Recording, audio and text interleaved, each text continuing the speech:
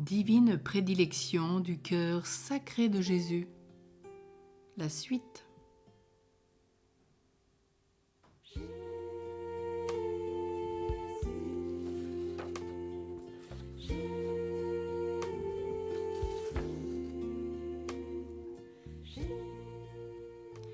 Hier, nous avions vu dans les divines prédilections du cœur de Jésus, déjà celle qui sera le plus humble et méprisée, sera le plus avant dans son cœur adorable, et la plus dépouillée et dénuée de tout le possédera donc davantage. Aujourd'hui, c'est la plus mortifiée en sera la plus caressée. Sainte Marguerite Marie avait, ainsi qu'elle le raconte elle-même, une aversion pour certains aliments. Dès son noviciat, elle résolut pourtant de la surmonter, se disant d'abord « il faut mourir ou vaincre ».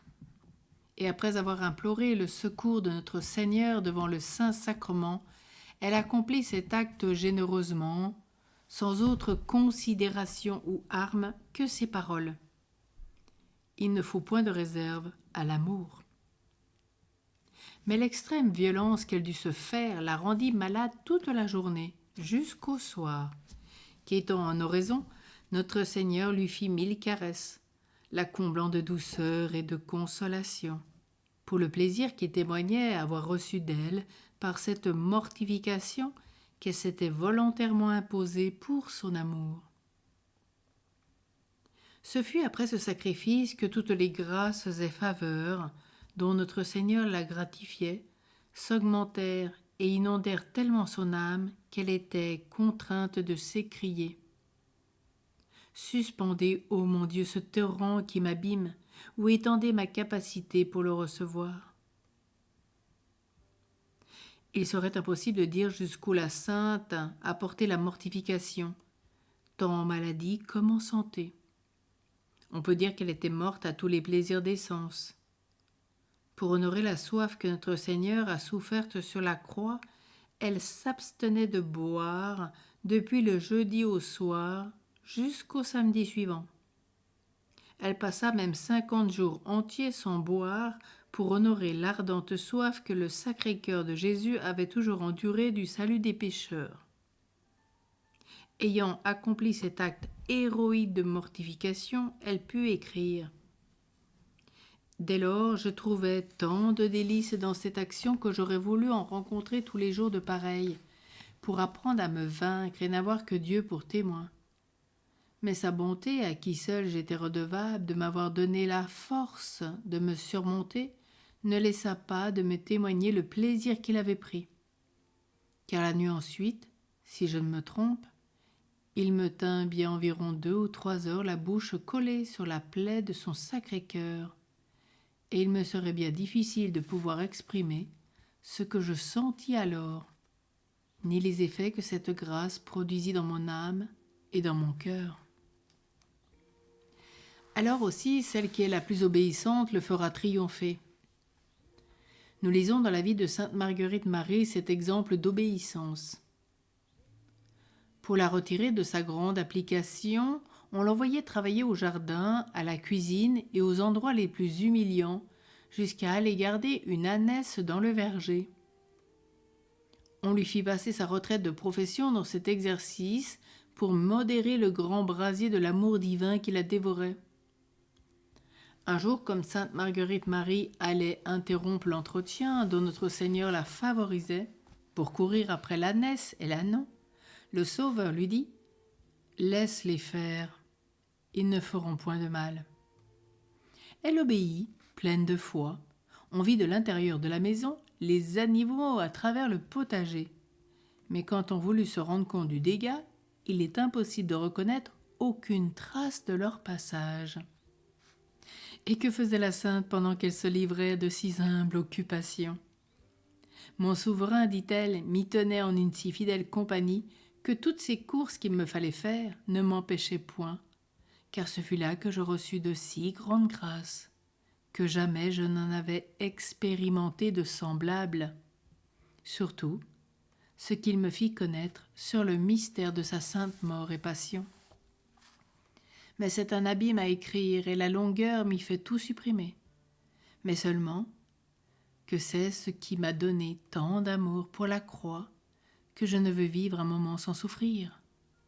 Mais souffrir en silence, sans consolation, soulagement ni compassion, et mourir avec ce souverain de mon âme, accablé sous la croix de toutes sortes d'opprobes, de douleurs, d'humiliations, d'oubli et de mépris, ce qui m'a duré toute ma vie, laquelle, par sa miséricorde, s'est tout passé dans ces sortes d'exercices qui sont celles du pur amour.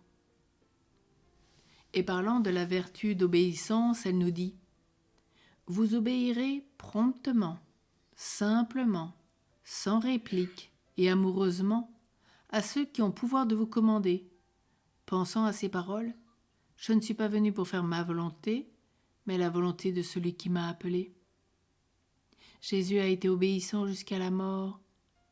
Je veux donc obéir jusqu'au dernier soupir de ma vie. Et ces obéissances seront pour honorer celle de Jésus-Christ au Saint-Sacrement. Si vous êtes fidèle à faire la volonté de Dieu dans le temps, la vôtre s'accomplira pendant toute l'éternité.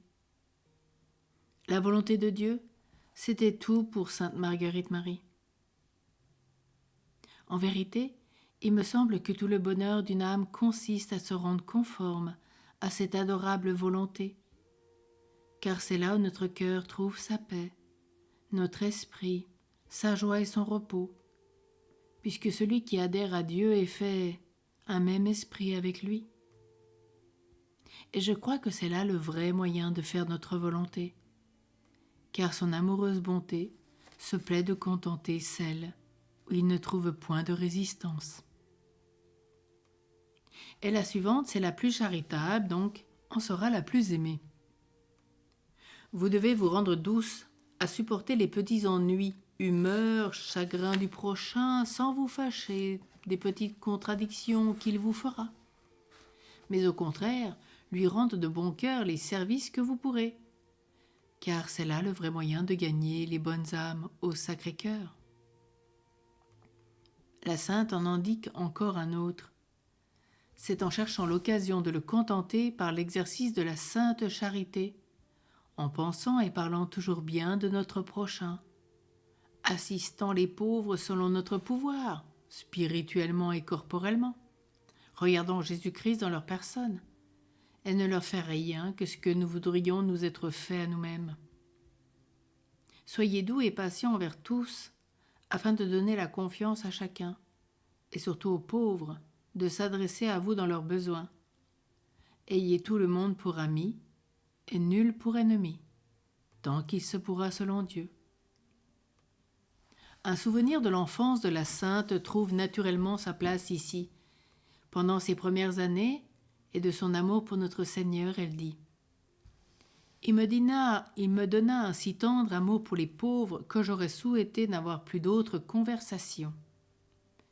Et il imprimait en moi une si tendre compassion de leur misère que s'ils avaient été en mon pouvoir, que je ne me serais rien laissé. Et lorsque j'avais de l'argent, je le donnais à des petits pauvres pour les engager de venir vers moi pour apprendre leur catéchisme et apprendre à prier Dieu. Et cela faisait qu'ils me suivaient, et quelquefois qu'ils avaient tant que je ne savais où les mettre l'hiver, et sinon dans une grande chambre, dont l'eau nous chassait quelquefois. Cela me causait beaucoup de mortification, car je ne voulais pas que l'on vît rien de ce que je faisais. Je me sentais une extrême répugnance de voir les plaies, mais il fallait d'abord me mettre à penser et à baiser pour me vaincre, et je ne savais comme il fallait s'y prendre. Mais mon divin maître savait bien suppléer à toutes mes ignorances, qu'il se trouvait guéri dans peu de temps sans autre onguent que ceux de la Providence, encore que ces plaies fussent très dangereuses, car j'avais plus de confiance en sa bonté qu'aux remèdes extérieurs. Et puis l'âme la plus silencieuse en sera la plus enseignée. Tenez donc toujours votre intérieur en silence, parlant peu aux créatures, mais beaucoup à Dieu, par œuvre, en souffrant et agissant pour son amour. Pour vous préparer à la retraite, vous vous y tiendrez par avance tous vos sens intérieurs et extérieurs dans le Sacré-Cœur de notre Seigneur. par le profond silence que vous leur imposerez. Silence intérieur, par le retranchement de toutes ces pensées inutiles et réflexions d'amour-propre, pour vous disposer d'entendre la voix de l'époux. Silence sur tout ce que vous pouvez louer et excuser, blâmer et accuser les autres. Silence sur les petites saillies que la nature immortifiée vous invite de faire pour témoigner votre plaisir dans les sujets de joie et votre mécontentement dans ceux de tristesse. Et ce silence sera pour honorer celui de Jésus solitaire au saint sacrement. Vous apprendrez par ce moyen à l'aimer en silence et à converser avec son Sacré-Cœur. L'amour donc, à notre chère abjection, dans celui de notre Seigneur Jésus-Christ, nous suffit même pour honorer les mystères de sa sainte mort et passion qu'il désire que nous honorions, gardant ce sacré silence comme lui dans toutes les occasions d'humiliations et de souffrances. Car je vous avoue que rien ne me charme tant que celui qui l'a gardé si exactement dans tout le cours de sa passion, n'ouvrant la bouche à son imitation que pour prier pour ceux qui nous affligent. Alors aujourd'hui, Marguerite Marie nous propose une convention d'amour sous forme de prière. Au nom du Père et du Fils et du Saint-Esprit. Amen. Je vous demande, ô mon doux Jésus, de me rendre parfaitement conforme à cette vie de mort à l'égard des sens que vous menez au très saint sacrement, où vous vous rendez obéissant jusqu'à la mort d'une manière mystique, à la seule voix du prêtre, bon ou méchant.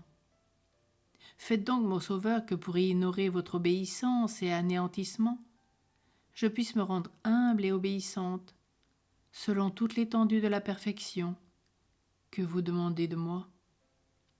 C'est pour vous, ô Jésus, que je sacrifie ma liberté et propre volonté à la vôtre très sainte, sans réserve, les désavouant de tout mon cœur. Je renonce et déteste toutes les vues, répugnances, désagréments, murmures qu'elle me pourra suggérer, avec mon orgueilleux amour-propre, sur tout ce qui me sera ordonné ou défendu de faire. C'est ici un pacte que mon cœur fait avec le vôtre sacré, à mon divin Jésus de tout faire par amour et par obéissance, et de vouloir vivre et mourir dans cet exercice où je comprends tout ce qui est nécessaire pour ma perfection. Je vous supplie de prendre possession de mon cœur et de tout ce qui peut vous glorifier en moi pour le temps et l'éternité. Amen. Cœur sacré de Jésus, j'ai confiance et j'espère en toi. Cœur sacré de Jésus, j'ai confiance et j'espère en toi. Cœur sacré de Jésus, j'ai confiance et j'espère en toi. Sainte Marguerite Marie, prie pour nous tous. Amen. Au nom du Père et du Fils et du Saint-Esprit. Amen.